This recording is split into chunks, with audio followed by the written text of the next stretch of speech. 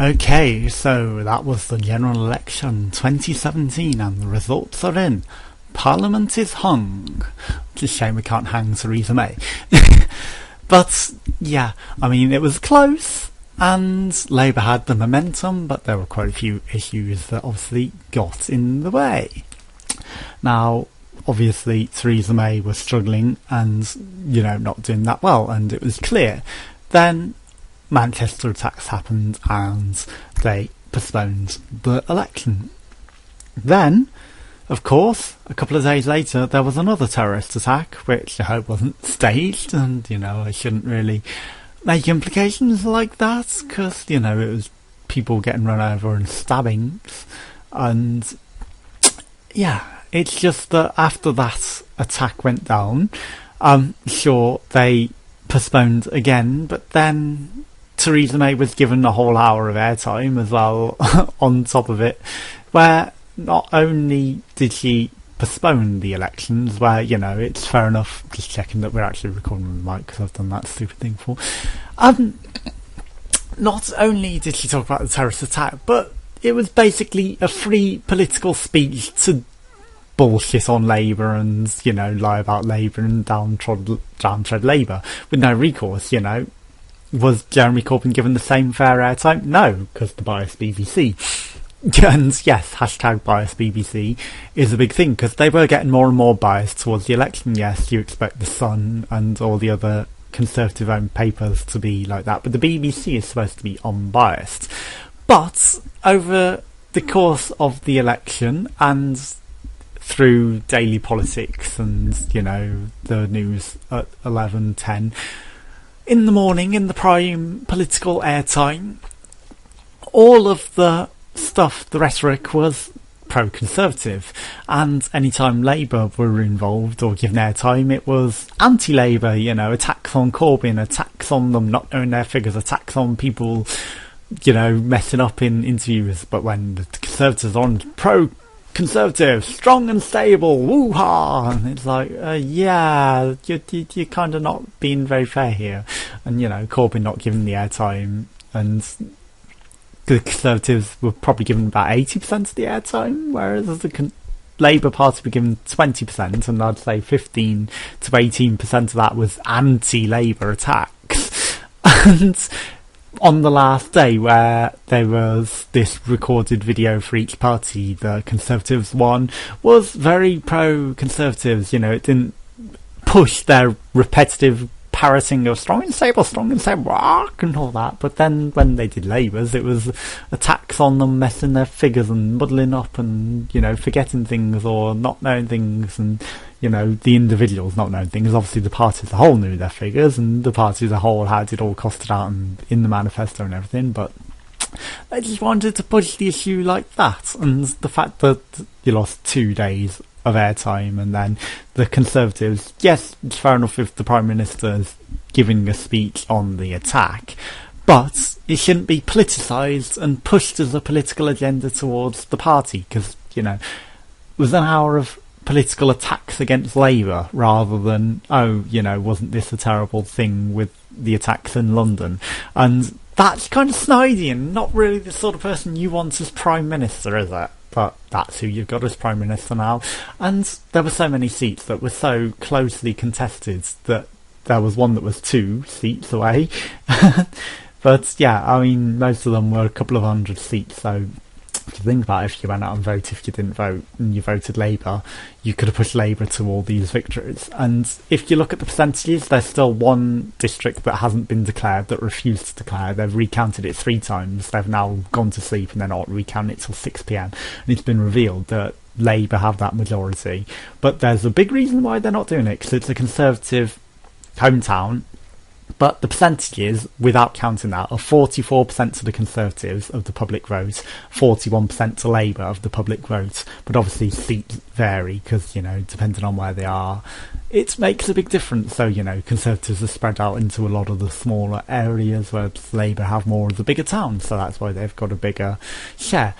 But if you count this London town, it's a London district, then the actual percentages would be more like 42% to Labour, 43% to Conservatives. So, they don't want to show that it's that close. And you have to question, did the border changes come into effect as well? Because they were planning on changing the borders for the general election.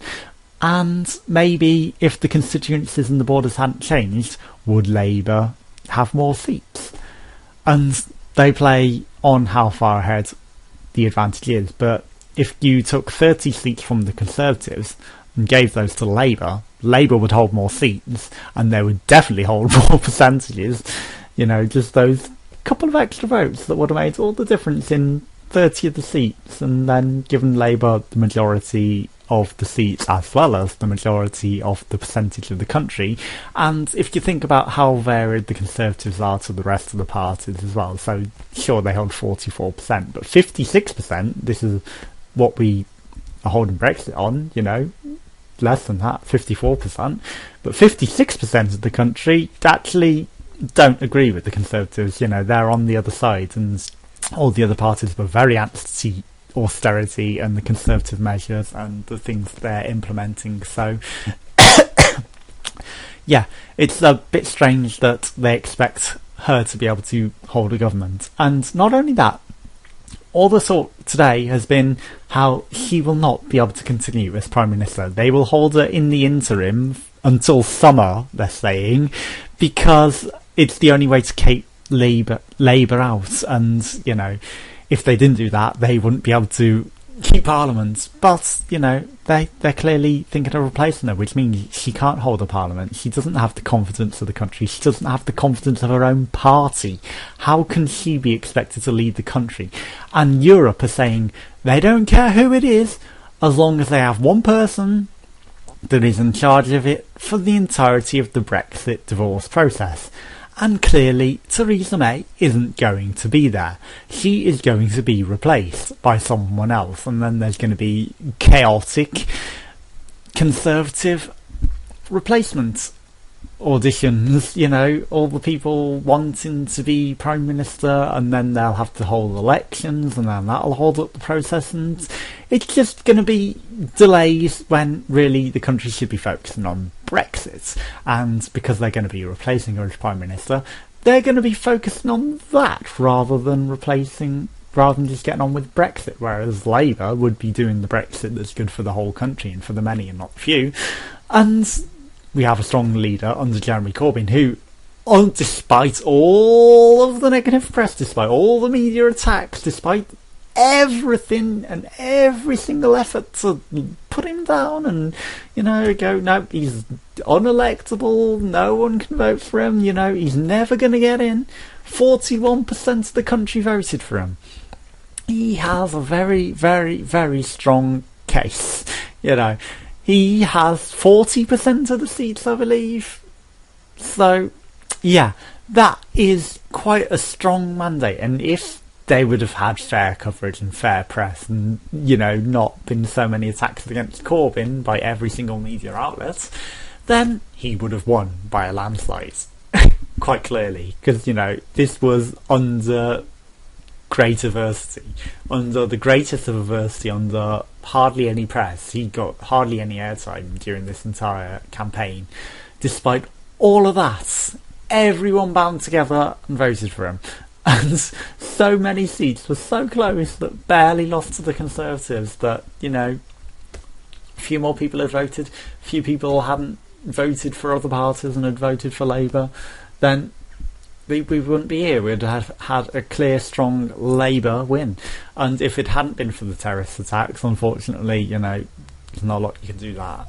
I think that he would have had more airtime and more coverage, but the postponements only gave more airtime to Theresa May and to the Conservatives to do their shit, and there was nothing left for Labour to keep pushing the issues where they were lying and keep pushing the issues where they haven't lived up to their promises, because they stood aside in honour of the dead, whereas the Conservatives didn't care. They pissed all over them. It's like, oh, we're going to take this opportunity to go, hey, we can downtrade Labour for this, we'll just piss all over Labour in this hour-long talk about what's supposed to be the London attacks. Yeah, no, that is the most scummiest thing you could have ever done, and how can you be Prime Minister? How can anyone trust Theresa May as Prime Minister after that? Yeah, they're going to side with the DUP, who are basically going to boycott Parliament. You know, they're not going to be in Westminster, so what's the point? You know, those 10 extra votes aren't going to make a difference, and really, you're still in a minority. You're still under the half that you need, and you're still going to be a hung Parliament. So, yeah, the Queen was wrong to allow this, to be honest, because she doesn't have the confidence and will not get there.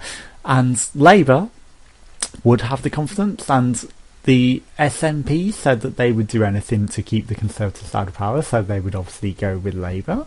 And, you know, that brings them pretty much on par, but with the percentage of the vote of the country, then they would have more than 50%. So, yeah, that would, well, I don't know if it'd be close to 50%, 48 maybe. So, yeah, either way, that would be a lot closer and a lot more representative of the public, and the fact that Lib Dem and that are closer to Labour and completely anti-conservative, then, yeah, I mean, it's very clear that Labour Party and Jeremy Corbyn should be the ones running this country and continuing Brexit for the good of everyone. And, you know, if that doesn't happen, then, well, you brought it on yourselves, and you're going to see how fucked the country's going to get under the Conservatives.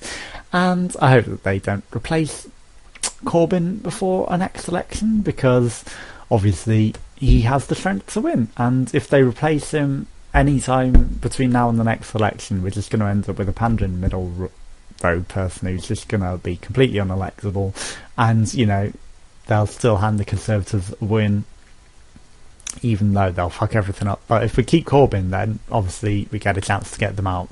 Unfortunately, in 5 years, but still, you know, it'll be after the Conservatives have fucked up Brexit thoroughly, and hopefully we can still fix the country after that. There is always hope.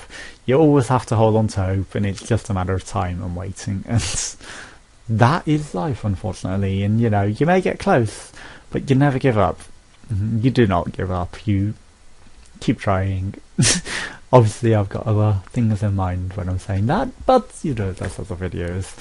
But yeah, I mean, stay strong, keep the fight up, and if you didn't go vote Labour, and you didn't go vote at all, and you don't like the outcome, then, well, you should have gone vote, especially considering how close it was. I mean, you had your chance to go vote, you had the right to go vote, and really you should have gone vote, because it would have made a big difference. This was the biggest difference you could have ever made in your life. With Brexit, I mean, you've got the two choices. You've got the completely screwed up, hard conservative Brexit, snobbish, cut off your nose, don't care, you know, we'll fuck everything up, we don't give a shit, and it's going to be a bargain basement, buggered up Brexit. But yeah, that's what you've now got. And, you know, you could have had a good for the country Brexit that kept as many human rights as possible, and kept as many laws as possible, and made sure that it worked for the whole country and boosted the economy and work and business. But now, you know, we're going to be low pay, low shit. No, who cares? You know, I don't see no evil. I don't see the fact that we lost this election. I don't see how close it was. I don't see that we got a minority. I'm just going to get back to work and get on with it, because I only care about myself. Theresa May. And that's what you got.